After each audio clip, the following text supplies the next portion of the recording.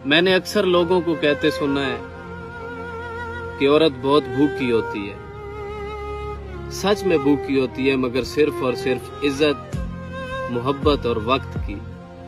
उसे जहां से भी जरा सी भी मोहब्बत, इज्जत और वक्त मिलता है, वहां अपना वो सब कुछ निछावर करके बैठ जाती है। सुनो लड़की, मीठे लोग अंदर से अक्सर कड़वे होते हैं, इसलिए जब भी किसी के लहजे में अपने लिए बहुत ज्यादा मिठास देखना तो रुक जाना, क्योंकि ये वो जहर है जो रगों में उतर कर मारता। तुम्हें किसने कहा था ये किसी सुनसान रास्ते पर किसी अनजान चेहरे से जरा सी आशनाई को बहुत ही खास लिख डालो।